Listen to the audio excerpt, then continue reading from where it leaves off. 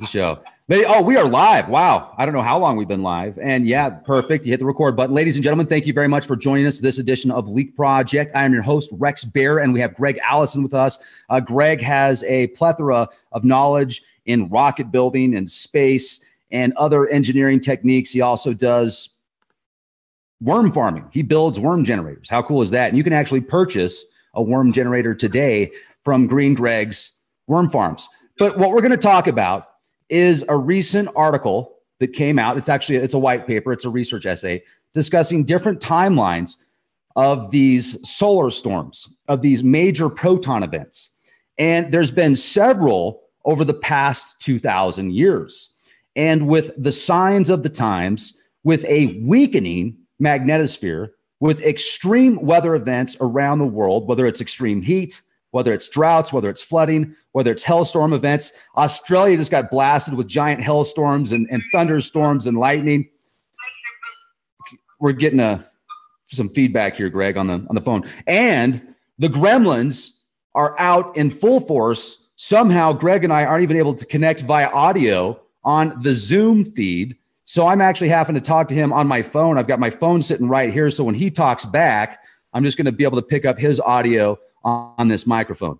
So these events that have been taking place, these, I guess you could call them almost micronovas and resets, makes me think that over the past 1,300 years, the amount of technology that we have seen in advancements in 1,300 years, if we go back before that, it probably wasn't cavemen knocking rocks in caves, starting fires, as far as an advanced civilization goes when you look at these megaliths and such. But we're not going to get into that. We're going to stick with what is going on right now, with what we're seeing around the world with these events and the possibility of another solar storm wiping out the electrical grid. Now, recently also in this paper, it describes how in 770 AD, there was a huge event, 660 BC, and then 990 AD. And then the Carrington event of 1869. And there was another event in 1989 that wiped out much of the power in Quebec. And we're still throwing out satellites. It seems like we're more dependent on the electrical grid than we ever have been. So what can we do as a species to prevent catastrophic failure around the world? Well, we're going to brainstorm today. Greg Allison is very intelligent. I've got several links, not only for his website, his YouTube channel, but also a little bit about who Greg is. So I want you to click those links after this video and read a bit about him. He's very knowledgeable. Also, if you want to prepare, if you want to be prepared, not scared, check out preparewithleakproject.com. You can pick up 2 weeks worth of food for $75. You can pick up a month's worth of food for less than $150. Water filtration systems, organic seeds, the stuff you're going to want if things get bad. Greg, man, really glad you came on the show. I know you're extremely busy. How the heck are you? Man, it's great to be here, Rex. I always enjoy being with you on this show. You got a great audience, and it's always fun just chatting with you, Rex. You're like a brother from another mother.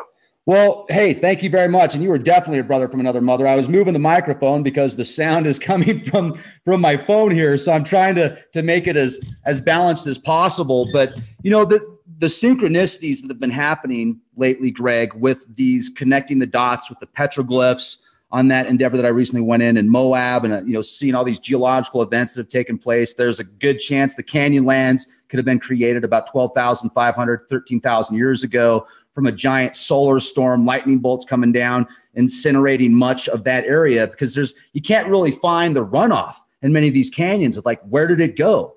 So and then plus, let me add to that, if you've read Perot's work and if you've seen some of his plasma experiments that he has done in laboratories, they look very similar to these petroglyphs that the natives were writing in stone. So if they were seeing these events in the heavens and then writing it down, well, guess what? That 770 AD timeline, we were able to connect these petroglyphs out there in Moab showing these same anomalies that could be what they saw with that event that took place. So then it goes on to, that's funny, Diamond's calling me on the other line right now.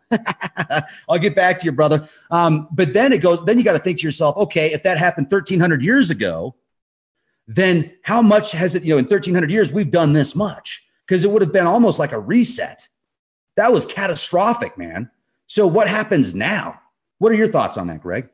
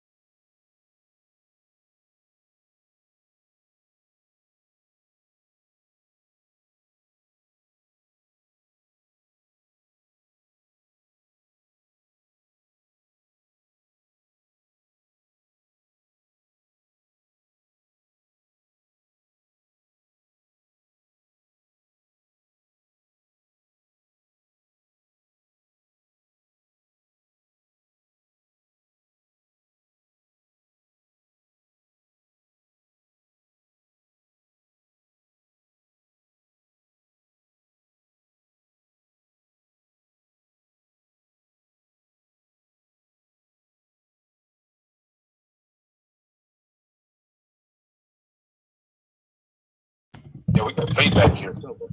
Hang on. I don't know what that is. Let's start over. We had no audio there for a minute. We have audio now. Let's go back. I was hearing some feedback from something, maybe over the phone. Okay. How long has audio been out, folks, on Greg's side? I apologize about that. Murk, Colleen Murk. Okay, so we're good. Let me reset. Going back to the Carrington event, what it was. The Carrington event was a solar storm that was so powerful that it caused telegraph wires to burn. Telegraph was the state-of-the-art technology. Telegraph was a very simple system. It was just wires, and it would go through a port in the wall, through the insulator, and come into to the desk where the operator was, and he had a little board, and it had a little metal thing sticking up, and there was like a magnet spring and contact, and you would either push it or the current would pull the contact down and click. And all you were making was just pulses of electricity in and out, and by the duration of the pulse, they used Morse code, and they would decode what it meant. It was the simplest electrical system you could come up with. And that was a state-of-the-art technology at the time, and that stuff caught on fire. The Carrington event was so powerful that there were actually wires that burned. The papers on the desk would catch fire from sparks coming off the contactor set.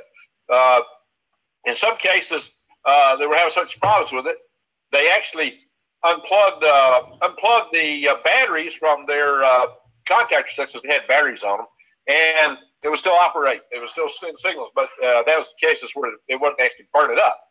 But the guys were getting shocked. There were all kind of problems, and the worst thing was the fires. An event like that today would totally fry our power grid.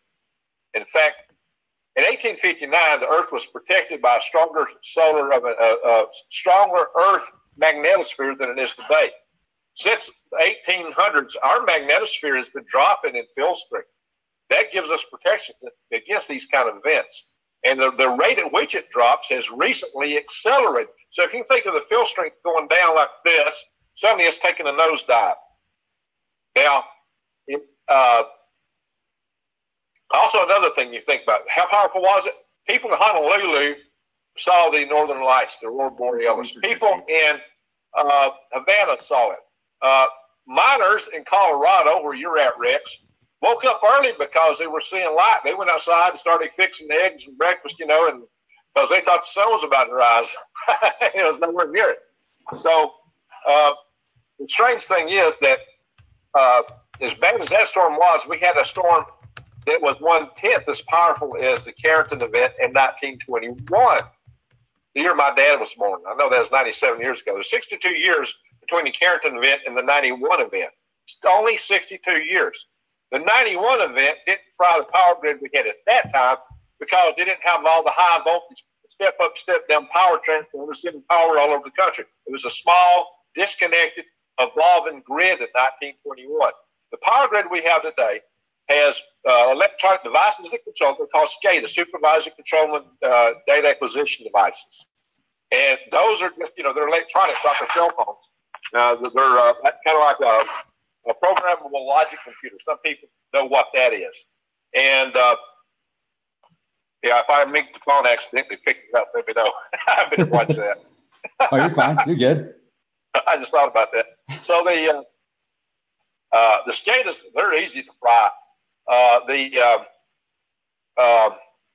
And we'll get into that in a minute. They're easy to fry by an EMP, actually. The thing that's the most vulnerable, the thing that's the hardest to replace is those high voltage power transformers, the step up and step down transformers that transport power all over the country. And the coils in these things are actually hand wound. They're all custom built because they all have a little different application. It takes very skilled technicians to build them. Currently, they're mostly being produced in South Korea and in Germany, although there is a South Korean plant, a Hyundai plant, that's open near Montgomery, Alabama, that's making a few. They're starting to make them there, just a few. And what the level they're being produced at is kind of a expansion level, maybe some replacement, but there's not many units in play there because if you in the United States, there's only like 6 black cars, I think they're called Snapples or something, that can move these things around. And because they're so big, they're like 200 to 400 tons. They're as big as a house. And sometimes they have to like take things apart just to be able to get them down the road. They're enormous. The rail lines were installed to get some of them in, and some of those rail lines aren't even there anymore. It's a real problematic situation. I don't know what people are thinking when they think that kind of stuff. But we got a few thousand of them here in the United States, and if you lose one, you have to put in an order for it. Once you order it, it's going to take you 18 months to get it. 18 months. Now, how do you order it, and how do you get it when there's no power grid, when you don't have internet? I mean, the internet, the computers, everything runs on electrical power. What else runs on electrical power? Your water, your sanitation systems in the cities. You're not flushing commodes. The garbage trucks aren't running because they're not going to have fuel. Because fuel has to be pumped. You're not going to be getting groceries delivered. Farmers' tractors are not going to run. And farmers aren't going to be able to buy all them GMO cotton picking and hybrid seeds because all that's going to be broken down. They're not going to have seed to plant. Their tractors wouldn't run if they had them. A lot of the stuff will be fried. Now, there's 3 components in what we call a EMP, electromagnetic pulse. There is the sun puts out the longer wave component mostly, what we call E3. It's picked up by long conductors like power lines, telegraph lines, rail lines, or pipelines. They'll just pick it up because it's a long wave. And E1 is a shorter wave radiation that gets picked up by our smaller devices like your cell phone. It could fly that. E2 is like lightning. That's the kind of lightning you and Diamond talk about a lot. It is just like a gigantic pulse of lightning. That's what an E2 is. Just pure electrical charge slamming down. That's ugly.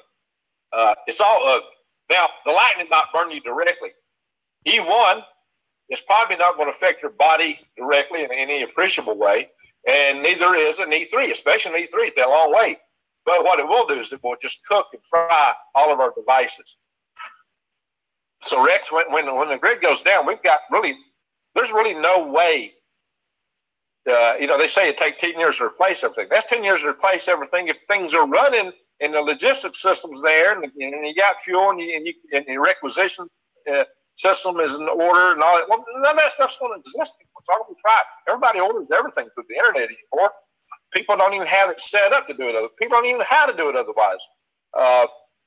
So without that, what do we have? Chaos. I don't see how we get back, Rex. I mean, everything will just start unraveling in our whole society. There was and I instruct everybody to do this. There was a thing written by a guy his name, believe it or not, was Reed, R-E-A-D. He wrote a little treatise back in the 50s called I-Pencil. And in I-Pencil, he made the case for what it took to produce, in the 1950s, with their level of technology, a single number 2 pencil. And he got into, well, you have to get the lead, which is actually graphite. You have to mine it. It has to be shaped, machined, shipped, solid in pencil. And then when it got to and he had the people that produce the mining equipment and the fuel for the mining equipment, the operators and their training. And then when it gets to the tree, well, you had to look at the time, the ropes, the chains, the chainsaws, the people that cut the trees, selected the right kind of tree, the wood, and how they take all that in, machine and cut it, and the fuel, the little metal piece, all the stuff for mining the ores, smelting, shaping, machining, and putting that on the pencil. And then the same thing with the little rubber piece, which is synthetic usually. And then you get to the plant where the pencil is actually produced, all the different machines that the plant requires, how they're produced, how they get there. You get all the different operators in the plant, everything it takes. When he gets done with the story, I'm not going to go through everything. When he gets done with that story, you realize it's like 50,000 people just to produce, at least. It's a huge network required to produce a single number 2 pencil. Back in the day, when everything was ordered by paper, there was no computers involved, no electronics. There wasn't all the international trade we have today. Today, we make something here, we ship it to China, they work on it, they ship it back. Everything is coordinated through the internet, and these are all based out of computers that come out of Silicon Valley, off the internet systems and servers that may be centralized, controlled out of San Jose, Silicon Valley area, but they're the network all over the world. And oh my God, it takes gas millions today to do anything when you really get down to it. And we talk about all this automation. Yeah, we may be automating, but the system is so complex, it's mind-boggling. Nobody really understands it. Nobody does. Well, when all that unravels, you got to start from scratch. Let me add to that the complexity of the matter, and then also the compartmentalization. How many people out there could build a smartphone? How many people out there could actually build one transistor for one smartphone or one computer chip? I mean, good luck making a Pentium processor now. I might could build an old-fashioned transistor, Rex. I am an electrical engineer. Oh, sure. But it wouldn't fit the smartphone. Yeah, it's going to be a little bit bigger. It's going to be a little bit bigger. So you're right, man. Greg, I really think that you're hitting on some huge points that people need to be aware of. And I want to share this article real quick, folks. This is pretty big. And this just came out. And the synchronicity of this that came out just a few days before we noticed this article was written about this research essay, I should say. So let me repeat this. An article that came out, Live Science, about this research essay came out just a few days before we got out to Moab to look at these petroglyphs that showed these cataclysmic events. And we were able to put one approximately to this same timeline of 774, 775 AD. And there were some major political events and positioning that happened during this time. Well, this event in the Four Corners region, the natives were seeing these crazy things in the skies, and they were writing them down, these plasma bolts and such, and then also the possibility of major flooding at that point. But when you look at the timeline here, look at these dates, folks. Look at these dates. 2610 BP. So that was 660 BC. Huge event. Then we're talking solar storms, proton events. Then the biggest ever recorded, and they used ice core samples from Greenland to test this data. They've got these new testing technologies that they can use, because when there's an event like this, it leaves certain radioactive isotopes or radionuclide data that they can find in these ice cores. So they found an event in 774, 775 AD that could be 10 times or more as powerful as the Carrington event in 1869. Then there was another one 200 years later, approximately 990 AD, that was really extreme, about 5 times that of the Carrington event. And then we've got the Carrington event, and then we just keep throwing stuff up in the skies. We keep connecting all this electrical stuff. But are we prepared for a solar flare? And then that leads to the question, is there a way to divert a solar flare? I mean, could we throw giant tarps out into space? Could we find a way to tap into the electrical currents where these events take place, like these magnetic currents and stuff, and put something that would offset that or move it a little bit? What are your thoughts? Rex, that would be exceedingly difficult to do. If you had a ginormous space program, you might could mount things out at the Earth-Sun L1 point. There are what we call Lagrange or libration points, figured out by the French mathematician Lagrange in the late 1700s for a two-body gravitational system where one body orbits the other. So if this is like the sun and this is Earth going around it, you would have a point between them. That would be L1. The point on the other side would be L2. The leading point 60 degrees ahead. Inside the orbit would be L4, and the one 60 degrees behind in the orbit would be L5. And I was an early member of the L5 Society, and president currently of the Huntsville, Alabama L5 Society. So that's where that name comes from. It's proposed as a place that puts large-scale space manufacturing facilities. Now, if you wanted to get between the sun and the Earth, you would go to the Earth-Sun L1 point, because that's the most stable gravitational point. In fact, there's solar observation satellites mounted there today, or placed there, I should say, not mounted. Oh, yeah, now the flat earthers are going to get all over there. Oh, I had him. It's mounted in the firmament. Bang, bang. It's stuck, man. Did you see that Red Bull video where the rocket bounced off the glass firmament? It was incredible. You could hear it. This rocket's going 1,000 miles an hour, and then it stops. That in my yard, Rex. I got a chunk of the sky. Dude, that's incredible. You got a piece of that firmament right now, man. You should sign that. Bring it to LeakCon, folks. Okay, we're getting 5G. Blame it on 5G, Greg. That's it. But anyway, so damn you, 5G. We just can't help but have fun, Rick. No matter how serious we try to get. So thank goodness. So the thing is, if you could set up some kind of huge electric field, thing is, it would take so much power to do it, to divert something as powerful as what the sun would be sending out. Plus, what the sun is actually sending out is mass. It's a plasma. And that's why they're seeing it in the protons in those ice core samples, is because the atoms are stripped of their electrons. So you get positively charged atoms. They're like bullets, Rex. Electron has a positive charge, and Coulomb force is very powerful. But when you got mass and an electrical charge traveling at really high speeds, energy equals 1/2 mass times velocity squared. It is packing some serious energy. If that goes through your body, it leaves that ionization trail all the way through as it goes through. What that means is it strips electrons off, and it messes everything up. It's like a bullet going through you, just tears everything up all the way through. It leaves a trail. That's why it tears up DNA. That's why you get cancer and all kind of mutations in your genetics. It tears up it's a bad day when you get that stuff going through you. So, and that's what the problem is with cosmic rays. That's how cosmic rays, they're sped up to near relativistic light speeds. So cosmic rays are ugly. But these plasmas may not be relativistic, but they're extremely fast. It's faster than any rocket we ever launched. And so this stuff comes at you. And you could kind of electrically discharge it. It's got that mass component too. And where would you get enough power to run something like that? I mean, you're talking about something, you'd have to have the power of the sun. You need to be a type 1 or type 2 civilization practically on the Kardashev scale to deal with an event like that. We're not close to it.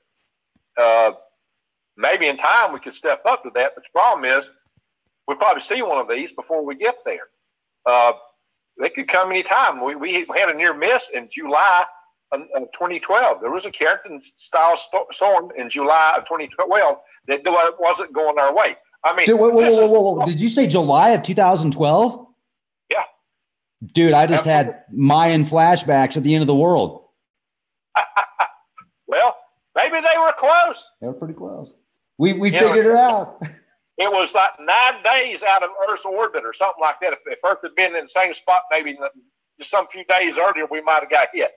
Wow. These things, the sun shoots these things out in different directions. And you just hope that you're not there when it hits. So if say I'm Earth and the sun's where the camera is and it's coming at me, that's where I don't want to be. I want to be over here. But Earth, it moves like clockwork. It's a clockwork cycle. Yeah. And if you just happen to be there, damn. I really don't know how to stop that. I mean, I could devise a system for it, but having the energy and the mass and the wherewithal to build something like that is beyond our current manufacturing capabilities. I mean, really, if you had infinite amount of, if you went up and built self-replicating robots and gave them plenty of resources and lots of energy from some source, you might pull it off. Well, but we're not quite there. It's interesting because crash program might get us there. What's that? That's maybe a crash program of, if we did all out and worked on nanotechnology and built these massive rockets and just started sending a lot of stuff to this L1 point, but it would be an enormous program. And here's the other thing: if you put a bunch of mass in that L1 point and that wave hits, it's just going to kick it all back at you. How do you keep us there? I mean, it's a very, very tough. I mean, you almost need to be able to move a planet in a way when you want it there. What to do. Now, with that being said, and yeah, I mean, we're getting really extreme here. I remember in the 80s when President Reagan. The whole problem is extreme. Well, it is. And remember when President Reagan was working on the Star Wars program and he said, hey, what if we had an off-world threat that maybe we would all come together as a whole? And some people thought that was like a speech to bring in the New World Order. Some people thought, hey, maybe there is a Planet X or an extraterrestrial race. Maybe there's all sorts of speculation about that. But he did say it, and they did build it. And then after that, it was like, oh, Star Wars, what's that? Is that a movie? They really didn't talk much about it after that. But now we're getting the Space Force. President Trump has, I think, a lot of connections with the administration of President Reagan, and they seem to be. President, I worked on Star Wars. There's a calendar right there. It says SDI 1988, and I don't know if you can see it. It shows a yellow-looking moon. Yeah, I see it. And it's got all these rockets flying around. Got a spaceship Enterprise in it, and they're all blasting each other. coming off this island. It was just something fun, whimsical, Star Wars. That's awesome, man. Synchronicities. The synchronicities. So where I'm going with this is, I mean, maybe if the entire, if all the governments around the world realized that their only choice was to come up with a solution where they had to put something into space, but I think they would probably say, no, let's build some underground facilities. Let's look for some other options. That's a pretty big deal. But I think that that's something that maybe should be on certain people's minds. Maybe DARPA could work on a program or something like that on a micro scale and then see if they could get to a macro level. But yeah, so enough about that. I mean, we don't need to get into that too deep. What but can we do today? What can we do? Today, we could harden our power grid. That's a good idea. We ought to be working on. And Congress is not getting us there. We had, you get one guy in the subcommittee who's held up, who holds the whole thing in subcommittee from coming out of the full committee. And because he's in the pockets of the power companies, because they don't want to spend a lot of money and take on public service commissions because they're afraid they may have to raise utility rates. And, on and on like that, Rex. And it's just, they've known about this for over 12 years. They've known about this risk. It's been fully briefed to them that we would lose 9 out of 10 people just on the basis of societal collapse that would occur after the power grid goes down. And then they were not taken into account in that number, that figure. I know because I'm personal friends with a guy who's on the inside of doing that, Peter Vincent Fry. Dr. Peter Vincent Fry spoke to my conference 2 different times. I've had 2 different conferences. He came down with us to Montgomery, Alabama, when we briefed the state director of the Emergency Management Association, so the EMA director in Alabama. We also briefed the Special Projects Coordinator for the state of Alabama. She works directly for the governor. We briefed the Public Services Commissioner. We briefed the reps for Alabama Power. There's about 20 people we briefed in our state government just last September. So at least the EMA guys, they're getting it. They're beginning to wake up to it, and some of them are, including this guy, Brian Hastings, is trying to do something about it. That's a good step in the right direction. So there's 2 things to look at. One is hardening the power grid. That does take time, but we need to get on it. And right now, it's not happening yet. It just isn't happening. The second thing we need to do, and this is really the thing that ought to be done first, is we need to make sure if the grid does go down, and if you plan a hardened grid, it could go down before you get it done.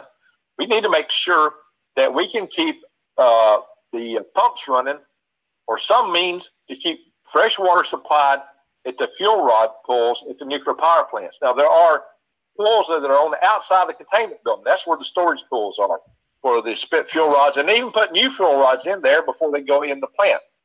So there's both new fuel rods and the old spent rods there in these fuel rod pools outside of the containment building, and they evaporate 160 gallons of water a minute off of them. So you have to replace 160 gallons of water per minute on these pools. Wow. Yeah, and the power plants use grid power to run them. They don't run off their own power. And these backup generators, you got backup generators, but they're only as good as long as the fuel runs. And what do we say happens? The grid goes down, there's no fuel. There's nobody pumping it. They're not making it. How do you get fuel to these generators? When they set the system up, they don't imagine, 1 or 2 plants going down and it was going to be a problem. They never envisioned nationwide the whole system collapsing. That wasn't in their minds. It seemed incredible. Look at this, Greg. This is going to add to what you're talking about. This is very unsettling. Nebraska preparing nuclear plant for possible flooding, but of course, there's no public danger. Now, I read the description of this event, and they're 1.5 feet away. So right now, the amount of flooding that's going on, it's 1.5 feet away from being at the point of where the plant is at. And they're saying, oh, it's okay. We put up some sandbags. Don't worry about it. Don't worry. Oh, Rex, they designed all these plants with all this margin. These things have never happened. We got all these safeguards built in, And, it's just like Fukushima. They had all these safeguards built in, and they had the tidal wall and all that. Well, guess what? The tide went over the wall. And did it take hundreds of years to get an event like that? No. Plants in operation, they say these things won't happen for 1,000 years, not credible. And boom, the stuff is happening. These floods are happening. The tsunamis are happening. We have challenges. If you're going to use nuclear power, there's better ways to do it with micro nukes that don't require the cooling water and all that kind of stuff. I said, if you're going to use that kind of power. There are better ways to do it. But we got, right now, the situation is we have this stuff on the ground all over the United States. We have 100 facilities with 74,000 metric tons of spent fuel rods that require cooling. And if the water evaporates off of them, they have zirconium-clad rods. The zirconium cladness provided because steel will get too brittle and fall apart. But when these rods are in the air, as hot as they are, they catch fire. In Sandia, I've had people, they might catch fire. Oh, yeah, they do. Sandia National Laboratories tested it. And those things burnt slap up without any oxygen enrichment. These rods are both oxygen and hydrogen enriched after they've been in the reactor. It was hydrogen enriched aluminum that caused the Fukushima plants to explode. Because it was hydrogen explosions because that hydrogen got released. That's why the containment buildings blew up with those power plants. They never saw that coming. No, that's not going to happen. Well, don't look at Fukushima. It happened. And it happened to 3 reactors. You know, it was a common cause failure, spread across everything, and it totally escaped them that would happen. You know, but it did. They would tell you that would never happen, but we saw it happen 3 times at the same spot. Of course, the initiating event was never going to happen either. Like I said, there's better ways to do this, but the problem right now we have is the 74,000 metric tons of spent fuel rods that can go up and smoke when the water evaporates on them, have more material, more radiological material in them than all the warheads on Earth, 280 times more. It's like 280 full-scale nuclear wars, Rex, just waiting on the lights to go out with smoke. Rex, we need to do something about that. That is serious. If nothing else, if the government won't do it, we need to form little volunteer teams that once it all hits a fan to go there and do a bucket brigade or something. Or get somebody like, Mr. Bezos or one of these rich philanthropists to kick down some money and say, hey, your corporation is going to be, this is essential to imagine what somebody would feel like if they knew that they could make a change of that magnitude.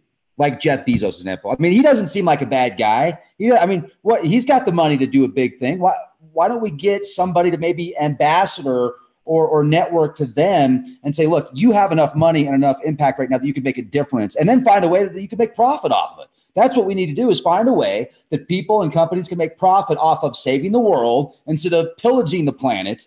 And bingo, that's it. What was that Rick and Morty episode where they basically said, okay, well, we're going to change the money from 1 to 0, and then it's all just going to collapse. Like this organization has all this power and everything, and they just changed one number that it's gone. I think that we could definitely come together as a collective whole and talk to the right people, network with the right people, and then say, look, do you want to have a healthy life, or do you want a scenario that's like the road where you've got no power, you've got no Starbucks, which you're going to start calling $8 pretty soon after you give them a tip. It's $8. And it's not even that good, but it's got a really cool logo of ISIS. So, that's, she's like, I think she's what's given Starbucks the power to be as cool as it is. But anyway, I'm divagating. We could do it. We just need to network. We need to quit thinking that we can't, and we need to realize that we can. Like right now. Yeah, we can. It can be done. It can be fixed. The good thing is, here's what people in the listenership and the audience can do. They can get involved with their EMA community and say, hey, have you thought about this? Have you now they do practice grid downs, but it's like small grid downs, short duration grid downs, or grid downs where the cavalry's going to come in from somewhere else. Have them practice a serious grid down to try to figure out what all they've got to do when there's no cavalry coming, because everybody else is facing the same thing. The grid is down nationwide, and it's going to be down for 10 years. What do they do? How do they maintain society? How do they keep the nuke plants from cooking off? They need to think about that, because that's a serious logistical problem. Even if you had a fuel truck trying to get it to the plant, you're going to need a military escort. That military escort and the driver are all going to need to have their families safe at home, because if they're worried about somebody, Bubba, kicking in the door and taking the mom and the kids, they ain't going to be on duty. And when Hurricane Katrina hit, within 3 days, actually in a couple of days, several of the emergency providers and cops and people were leaving their duty sites because they were worried about what was happening to their family at home. And you can't blame them. Mama comes first. The kids come first. That's going to weigh on somebody's mind. You need to give them a sense of security and have their family in a secure location so that they can feel that they can go out and do their duty and do their job to save the rest of the world. And so there's got to be a network to make these things happen, to make them work. It's got to take society thinking together, planning together. And you got to have the spare parts. Trucks require a lot of maintenance. Now, you probably got to keep your spoils cool for 10 years. And can you keep tires and seals and gaskets for these trucks for 10 years? I mean, rubber rots. And that's not just rubber like we put on our cars. This on these trucks, it's under a heavy load. That stuff blows easy. You can just go up and down the road, look at all the tires strung over these trucks because it's loaded. And it's not the kind of loads we put on our cars. It's a lot bigger. But fuel is 8 pounds per gallon. And so when you start adding it up, it's very significant, Rex. That's why we've got a plan. Now, maybe you can get a fuel barge in there. Maybe you can find some other way. Maybe make local biodiesel. Maybe some people here in the audience will say, oh, yeah, I'll put a biodiesel plant there and I'll sell it on the side and make a little profit. Maybe somebody can do that. But we've got to keep some means to keep the water on these spent fuel rod pools for at least 10 years. And then we got to put pressure on the local officials to get those spent fuel rods dispositioned and gotten rid of and getting out of there. I mean, these are actionable things that can be done. Do we have time to do? I mean, for all we know, the sun's about to belch one out right now. We are in the solar minimum. Looks like maybe a grand solar minimum, but even then you can get a coronal mass ejection. But then let me go back. Like I said, our magnetosphere is dropping in field strength.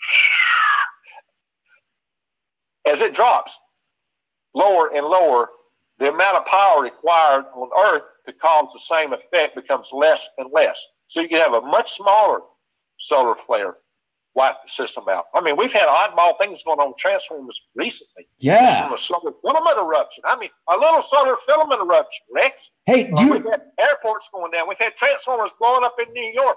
What about all kind of craziness going on? What about a few years ago in Dallas when there was it was either Dallas or Houston, and it was like almost as if a show was going on. You could see all these transformers and boom, boom, boom, boom, boom, boom. It was a crazy light show. Does anybody remember that? Probably not.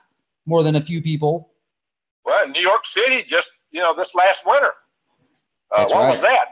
Some people say that's something else. I don't know, Rex, but the case is that we are vulnerable. Our vulnerability is getting worse. And if we're in the middle of a magnetic field reversal and we get hit by a solar flare, good Lord help us. But the sun is going to come out of the minimum at some point. And even if it's not, even in the minimum, it can send out storms. In these coronal hole situations might be doing damage to us. As the field strength drops, we don't know what our thresholds, Rex. We just don't know. We know that we're vulnerable. And that's not really acceptable. This is something that could have been fixed. We can harden the grid where you don't have to worry about it going down. And we should have, that fuel rod situation should have never existed in the first place. Now, they told us that, oh, no, we won't store these fuel rods there long. We're going to put a place to put them and all that. Well, look, it hasn't happened. So there's been so many promises that were made that never came through. Now, the other thing we can do, Rex, is this. Dig. Yeah. Dig.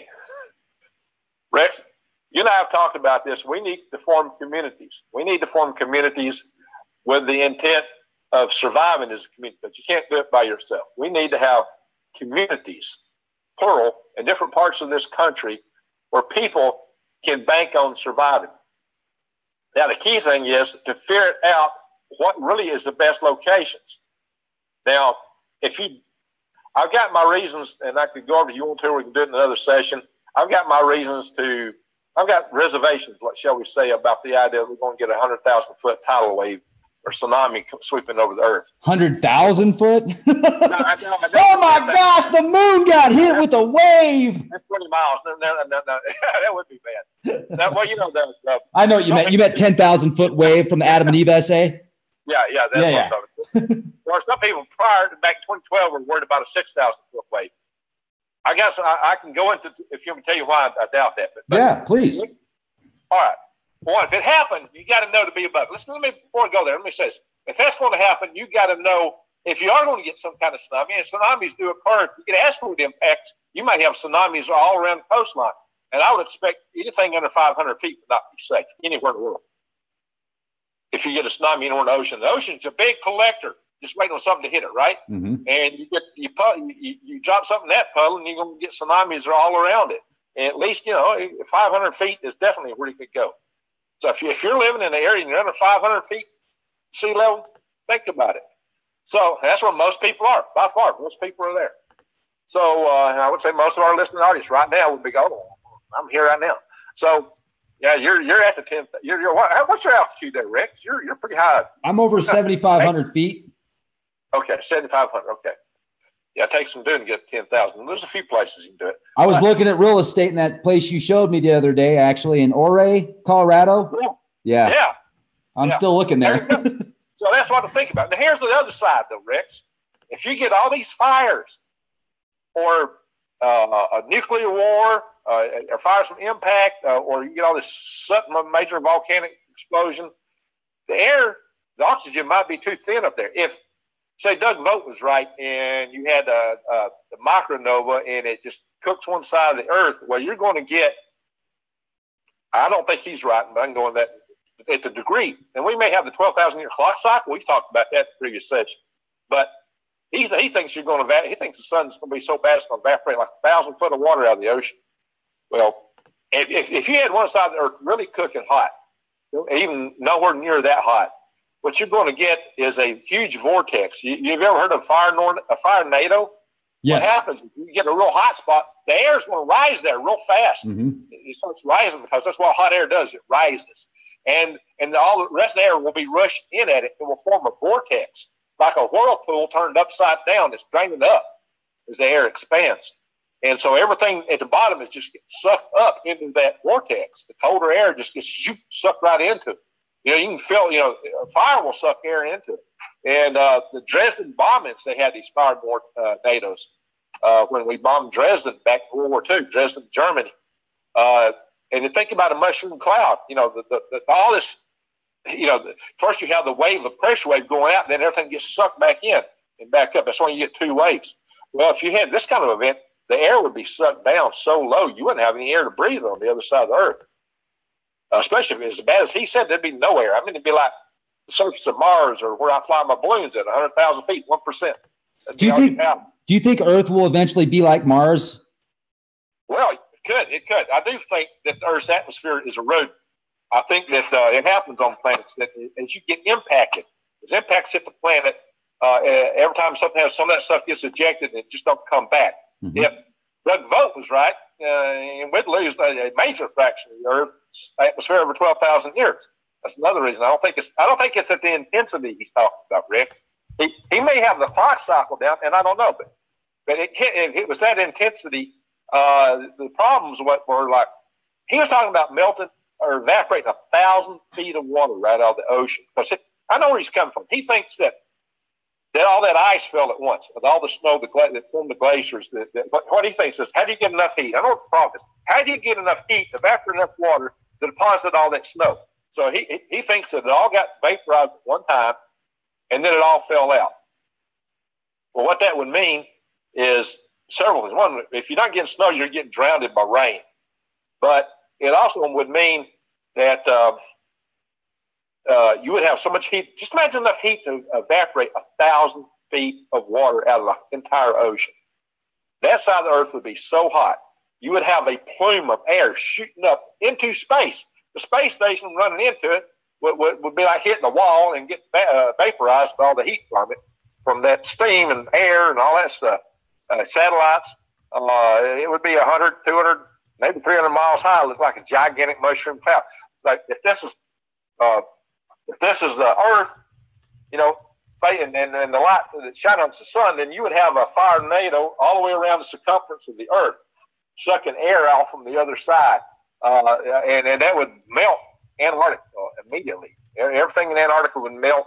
Of course, you'd have a refreeze on the other side of the Earth, and all that air got sucked there. Everything there would flash freeze. And of course, we have some flash frozen mastodons. We can get that from a major impact too, where you get the air rushing back. You'd have the blast wave and the air rushing back in. So you'd have a decompression even with a major impact. So there's more than one way to get a flash freeze, a really cold flash freeze. A lot of huge impacts could do that. And let me ask you a question too. also, while you're talking about this, because in the discussion that I was having recently with Diamond, and we were out there in Moab looking at some of these just geographical events that have taken place.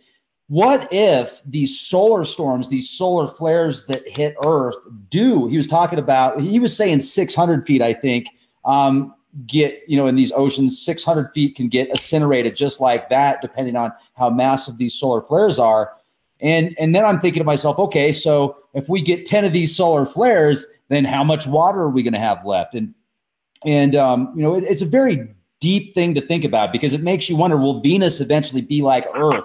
Will Earth be like Mars? And do we need to find a way to either protect the planet or get off planet? We are losing the atmosphere. I think so. If you look back to the dinosaurs, they were huge, but their nostrils were only the size of a horse. And their explanation was the oxygen content in the atmosphere was higher. It might have been a little bit higher, probably not enough to account for that. I mean, back in the day, dragonflies had 2-foot wingspans. An insect's size is a function of how much oxygen it can bring into its body. They have like wicks. They have little holes in the sides of their abdomen, thorax, and they have these fibers, membranes that go in through these holes, and oxygen gets sucked in. It wicks in just like a wick. I got a kerosene lamp up here. It wicks up kerosene. That's how the oxygen in the air gets wicked into the insect body. As the air pressure goes down or oxygen level goes down, they cannot maintain the larger sizes. They get smaller.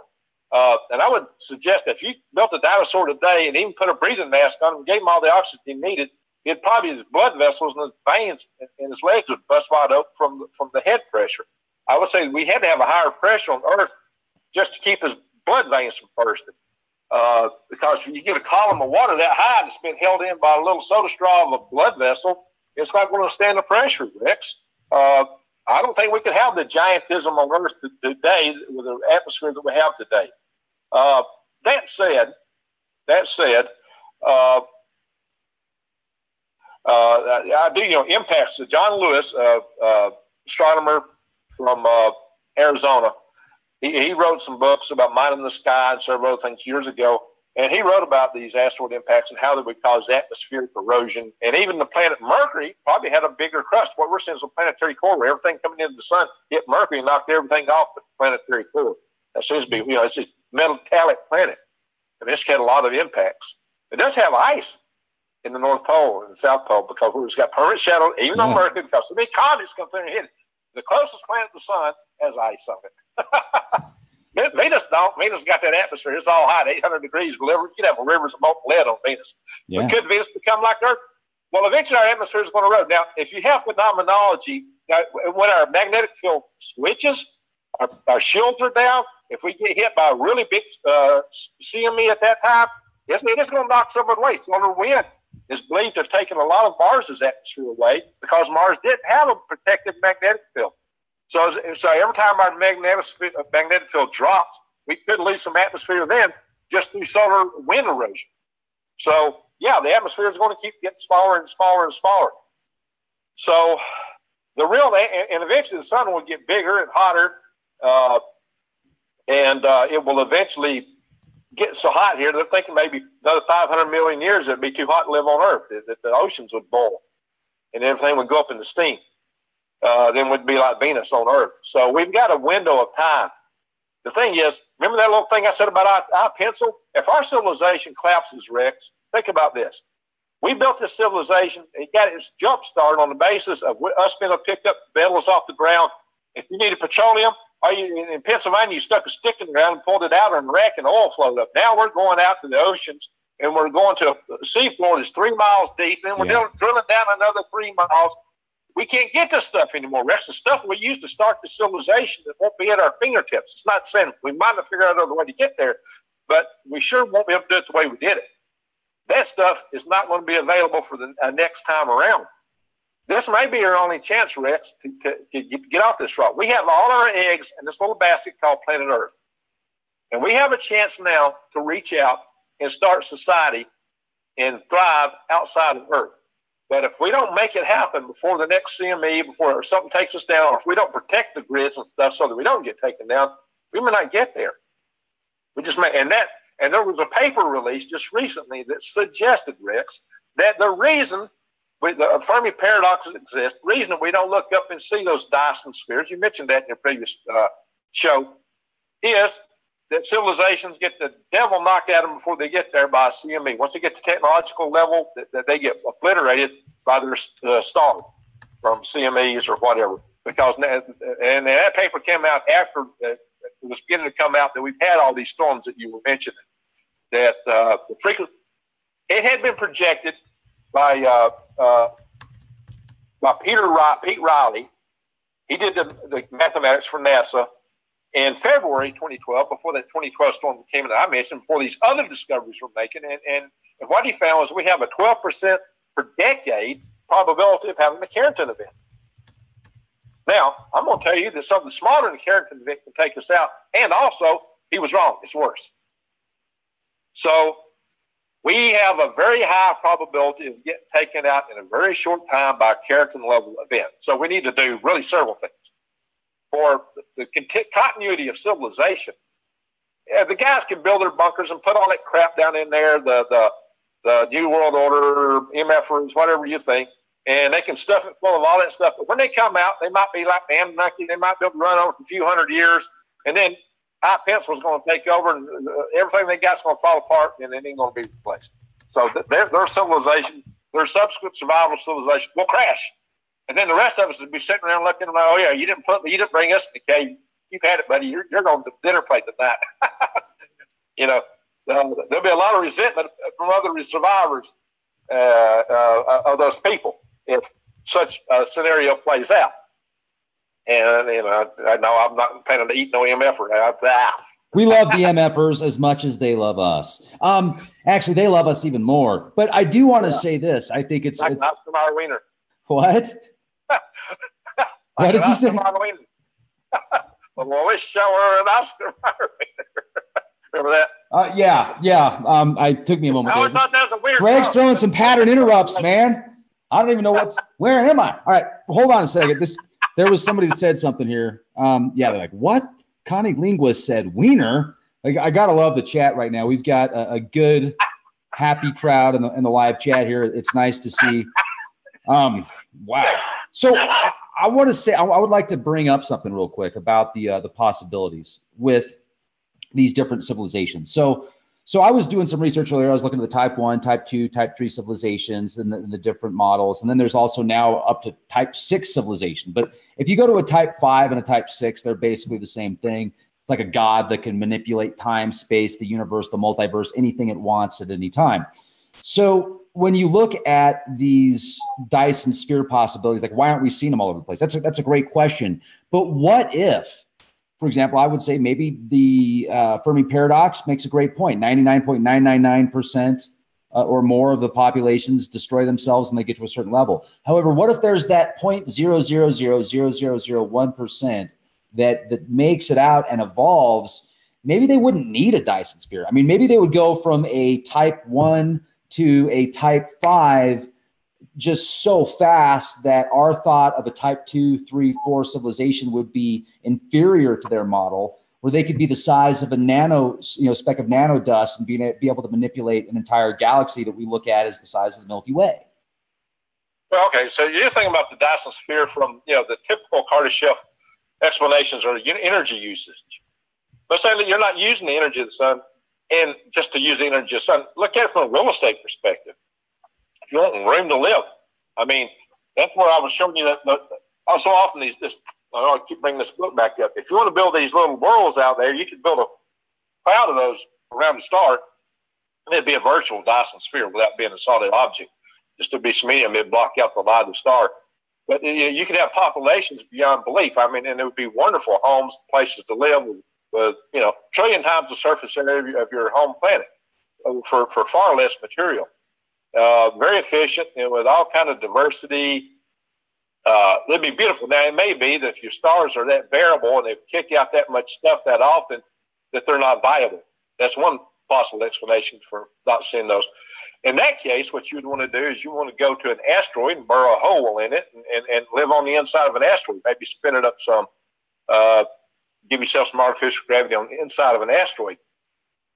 You had to realize if you take the moon and if you could drill a hole all the way through the moon, Rex, as you go into the moon, the gravity from the other parts of the moon, the gravity from part of the moon behind you starts pulling at you and lessening the gravity from the side on the other side. And when you get to the dead center, you got zero gravity. The dead center of the moon, you have no gravity.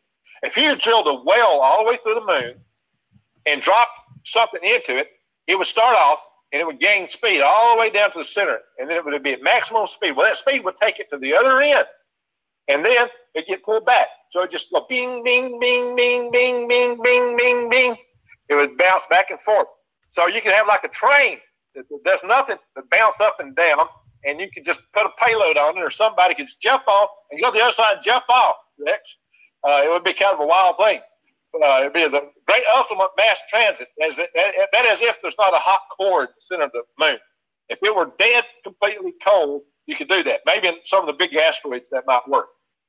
But that would be an awesome way to travel on a surface like that. And Matt, you probably make an engine out, put coils in it, just use the gravity to generate electricity as it went back and forth. Boom! That's what I'm talking about. See? Brainstorming. You could move the moon just by putting a hole in it. Yeah, drill all the way through it, just drop a train down and have it bounce back and forth. Ding dong, ding dong, ding dong. I love it. Ding dong, ding dong, ding dong. That's what you get when you make an electrical engineer with a rocket scientist and a hillbilly. Dude, the things that we're going to change, it's amazing. It's amazing. but so what we need to do, Rex, is we need to try to get our governments, state and local and federal, involved in this. We can harden the grids from the state level. We have the Public Services Commission. But the thing to do, they've done this in South Carolina.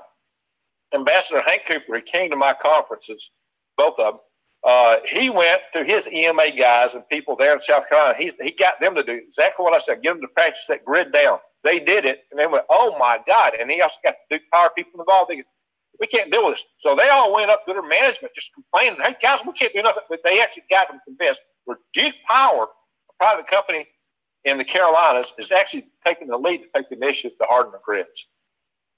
So there's a good example of how from grassroots people can take action. That's what I told everybody, to go talk to their EMA people, because that is a pathway.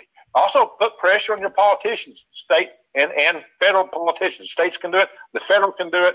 We just got to get them going. And if nothing else, the EMA people need to know that there's got to be plans, the state governors, because the governor's going to have to activate the National Guard. They can activate and set aside facilities for families to be secured if they so choose. I would never tell them, you've got to send your families here. I mean, that sounds like a camp. But, hey, if you want your family secure, we've got a secure place. They can go there while you're out doing your duty. I mean, things fell apart in Katrina, and Katrina was only like a 3-day thing, and everything went to handbasket. Right. So when you look at that, and you think about that nationwide without any cavalry coming in from anywhere, because everybody's doing the same thing, you've got to be able to plan for that. And that's what we need to do.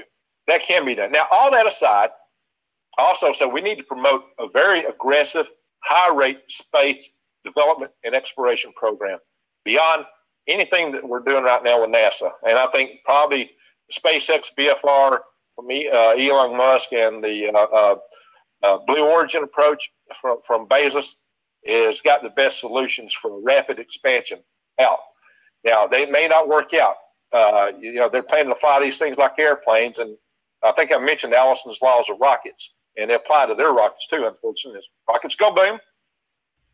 Rockets have always gone boom, and rockets always will go boom. So you got to realize you got more risk. You got to be able to factor that in, figure out how to manage it. And people flying this stuff's got to be able to accept it. How's that going to affect your cost structure, the litigation involved in it, your planning, your logistics? Rockets are rough. Or you can find a way to do it without a rocket. Woo! But anyway, all that said, and I did have some video. Oh, yeah, I got a new YouTube channel. It's called Galactic Gregs. And maybe add a link to that. Also, show my link to my Green Greg's channel. It's doing good. Real quick, I've got all the links to your YouTube channels, your directly on the video description. So, folks, after the video, click the links. They're all there. But my first videos on Galactic Gregs was a woman present to our HAL 5 organization that she started an institute for the research into anti-gravity in Huntsville, Alabama. So it's pretty awesome what she's doing. And her father was actually a guy who did a lot of the testing for this stuff at the Marshall Space Flight Center. And he's in the audience talking, that comment, and making questions in that. I broke it in 2 pieces in those videos. So people might enjoy that. I've also got a video in there from Richard Hoover talking about life in the universe, talking about the prospects that he's finding what looks like microfossils and meteorites. It's really awesome. Everybody would want to see that. So these are all things to think about. And what we need to do on a personal level is prepare ourselves. That's what the Green Grace channel is all about. It's waking people up so they're aware that they will know to prepare, and to give them the tools and knowledge to prepare, so they will be not scared, but prepared. We need to have everyone ready. But moreover, in our long-term plan of Rex, guys like you and me have access to communities of people here. We need to start pulling this together and figuring out how we can actually build real communities, so that we can, because that's how you survive best. That's when you have a community. We need to actually, we can have virtual communities where people collaborate and coordinate. That's the starting point. But we actually need to build towns. We need places where people can go and live and get together and live a lifestyle that's fun, rewarding, a lifestyle that's low impact on our world and sustainable, that can survive. And we need to plan the community in such a way that it can survive the worst that gets thrown at it, other than a direct impact. If something hits directly, we got a really good chance of surviving. We got to figure out, between you and I and some other people, the techniques we've talked about, figuring out, do we need to be at 10,000 feet, or is 800 feet sufficient? Now, let me go back to that. My problem with the wave is this. There's a cavern here close to me called Cathedral Caverns. I've been there. It's got the largest entrance of any commercial cave anywhere. There's huge entrance to this cave.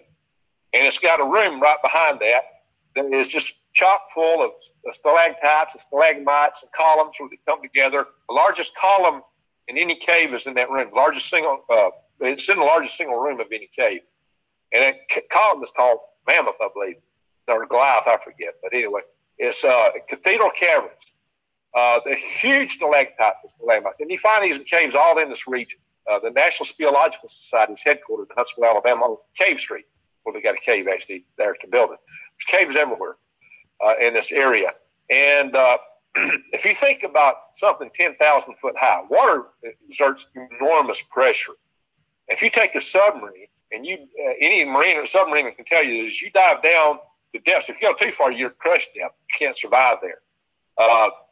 10,000 foot would be crushed depth, by the way. You're not going 2 miles deep in your regular submarines. That's what 10,000 foot of water is.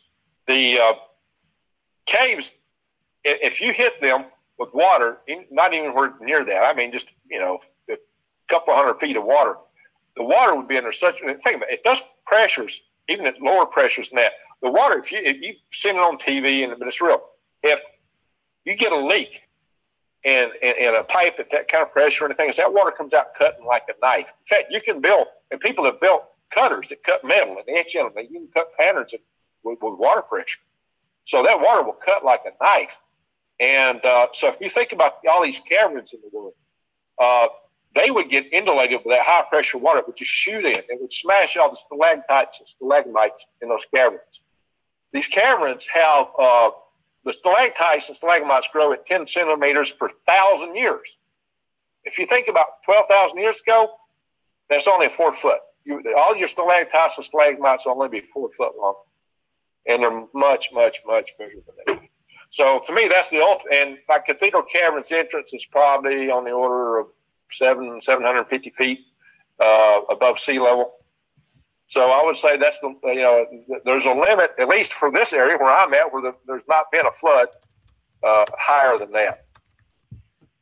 So I think that if you're above 600-700 feet, there may be some areas that the earth is slowed down or stopped or jerked in its motion for some reason, that you would definitely get higher tsunamis.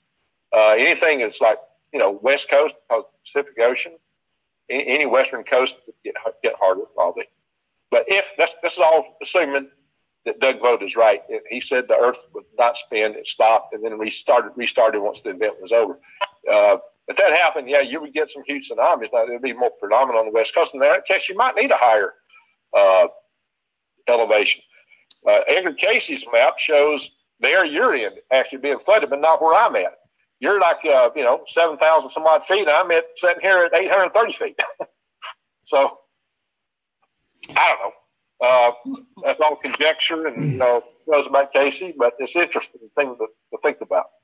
It is. It's very interesting. And let me add to that, because if you're in California or Washington State right on the coast versus being in Colorado at 7,500 feet elevation in a place like where I am close to Durango with, a lot of mountains and such, even if the wave started like in the Adam and Eve essay by Chan Thomas, where he talks about a 10,000 foot wave that sweeps across the entire continent.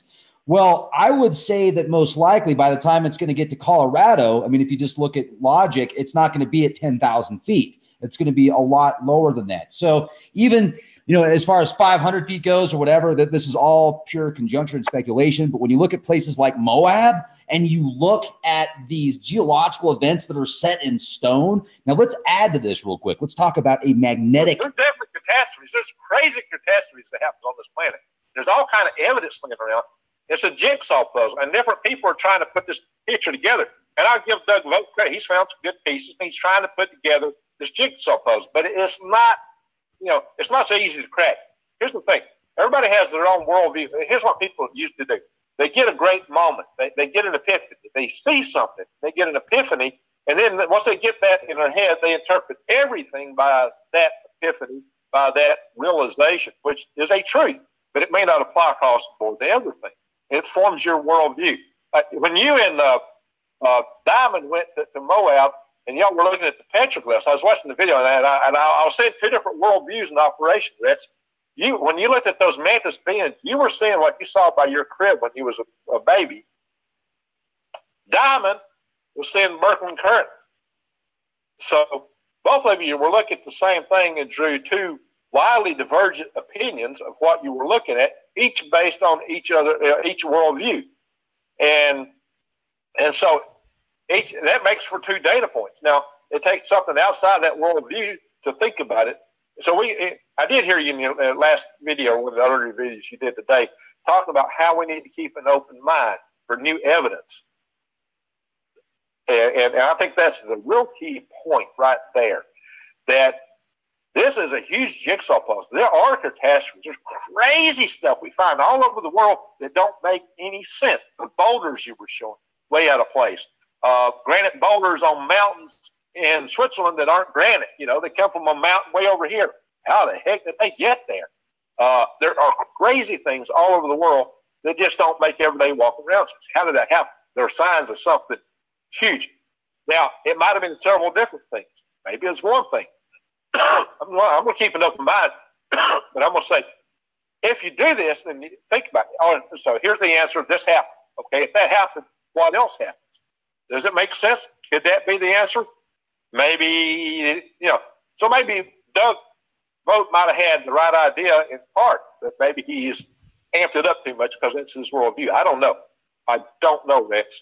What I do know is we got a jigsaw puzzle in front of us. There's just pieces scattered around everywhere, and we're trying to fit these together to make sense out of them. This is what we talked about in our last video, and we're talking in our LARP session, as we provided some interesting correlations between some pieces. But and that's predicated on a whole lot of assumptions. But in any event, I do think that we can prepare to survive, and at least carry forward in communities. We may never have another shot at going to space, though, and getting our eggs out of this basket. If we're grounded on Earth, then we're stuck here until either somebody comes along and rescues us, or the sun puts us out of our misery, or whatever else happens along that line. Unless we get the woo-woo stuff going, Rex. But but then you get back to that number 2 pencil. Heck, Rex, if in the 1950s stuck casts of tens of thousands to build a number 2 pencil, what are we going to do when we're just a few scattered communities? Well, we can live life the best we can. We can still have families and friends, and I learn to appreciate things, because I think part of our mission in this universe is to give it the eyes and ears to appreciate itself. I think adoring the universe, seeing the beauty in it, is a holy mission. And when we don't do that, we are being profane. And therefore, I think it's holy to love. It's holy to appreciate. Conditional love is God coming through us. That's the closest thing we get to divinity as a human being is having unconditional love, just like your pet has when you walk in the door. It's been away from you all day long. And a day to pets like, a week to us. Those are lifespans are short. Remember when I was like when you was a kid, days didn't last forever and ever and ever and ever and ever. It was a smaller fraction of your lifetime back in those days, Rex. Yeah. So that's the way it is for a pet. They have short lifespans, and so for them a day is just like a month. It's like, oh my God, oh he's not here. But a dog or a cat's gonna love you no matter what, unless you abuse it. That is where we need to come from. We need to come from the heart, how we deal with each other and our fellow man, including people in other countries. If you go anywhere in the world, Rex, people are the same. And they all have hearts. They all do this for yes and this for no. And they all say mama in some fashion all over the world. It's strange, Rex. But people smile. It ain't like some cultures people do this when they're happy. And this on their land, No, we're human. We're all human. We're wired the same way. We got the same kind of wants. We got the same strengths and weaknesses.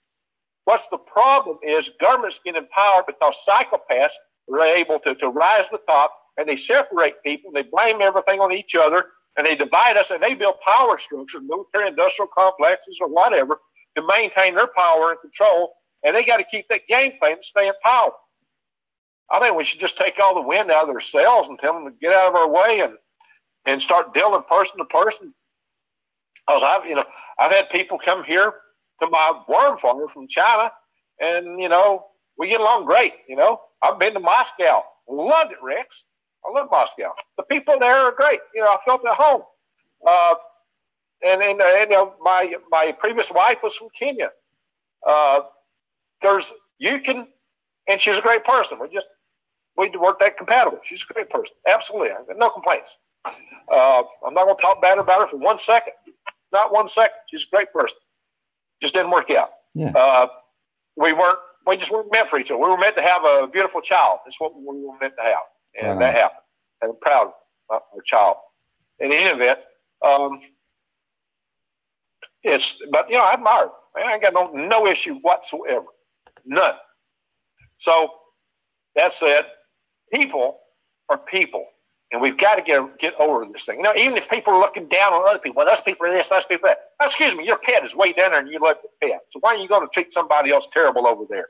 I mean, come on. You can have a pet that's this way or that way, and it's fine. But some person, you're going to try to create some image that they're this or they're that, and then you want to have a conflict with them or dehumanize them. No, all people are people.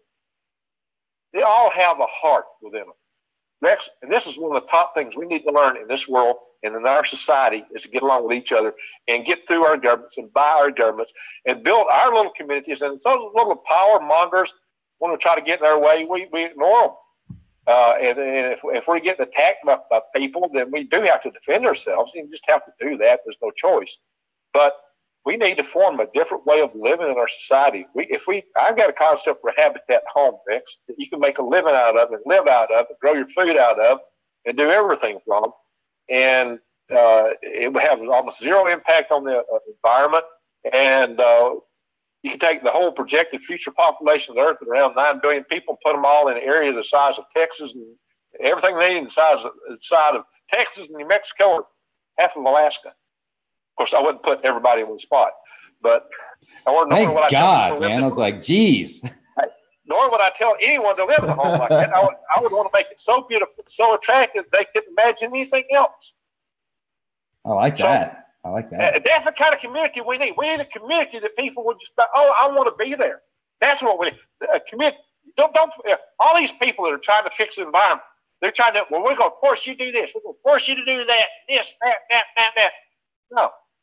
We can create a world where you wouldn't want to do anything else, where it would be the best thing you could possibly do, and you'd love it. That's what I believe. That's where I'm at. That's what I'm thinking. That's where I'm trying to take things. All these little things I'm doing over here with green Gregs in my garden and worm farm and greenhouse, those are little building blocks. Those are little pieces that's going to fit into this community concept, into this house, into a space habitat or a house anywhere on earth. That's my concept. That's what I'm trying to do, Rex. Right on.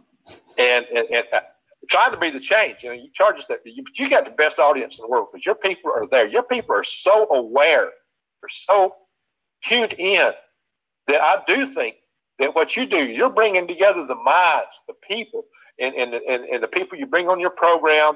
I mean, such a collection of people, and the people in your audience, Rex. These are the people that can make this happen. They are aware. They are woken up. And this is where the change can start happening. So, Rex, I really see your channel, Leak Project, as being a catalyst for making the fundamental changes that help get us through all this, and so that we can thrive and survive and not be part of the hive. Ah, yes. Oh, that's a good one. You just added a whole new, that was like a bazinga moment right there. And I think we should close it at that, folks. We're going to have Greg back on the show soon. Make sure to subscribe to his YouTube channels. I'm going to leave the links in the video description box, not just the Green Greg's channel, but also his new channel, Cosmic Greg's. Is that right? Galactic Greg's. Galactic Hey, I'm Greg's. all into alliteration. It's poetic, Rex. It's the old Anglo-Saxon poetry, Saxon poetry. I should have known that. I should have known that. But that was the android reptilian coming out of me. I was cloned by a search engine company. Just read the comment section. Amazing. We're gonna have Greg back on, and next time you come on, Greg, I would love to talk about these micro communities, how we could do a program where people could make a successful living out of their house, doing what they wanted to do, so they didn't have to drive through rush hour traffic, making a change, helping people, and have it be a win-win situation. A micro community popping up in every state. Because think about this, folks. If you've got micro communities in every single state that can work with each other, if the grid goes down, well, when you've got micro communities, we're all network. We're all network. Okay, you need energy, you need a doctor, you need food, you need supplies, you need clean water, you need technologies, you need an inventor, our community, an our artist. economy, our everything. Yeah, like how about free energy? Like not free energy, but using technologies for energy where they can, and then you could actually create, do different mining for different crypto coins, etc. You could, I mean, there's so many options. And then as far as the foods go, and using blockchain is a beautiful idea, especially in the future that has limited resources. It's so amazing. You could find out we're going from point A to point B. You could decentralize the system. You could create, if you want to call it a new world order of awesomeness. Forget the MFers. Let's be the MFers, but let's be the real cool MFers. Rex, I've always said as a conspiracy practitioner, so let's start the open source conspiracy, and that's it. Hold on a second. That's what I'm talking about. All right, everybody. Thanks for being here. Hit the subscribe button. Be excellent to each other. Be excellent to each other, and be the change the world needs to see. And remember, there is no try and do.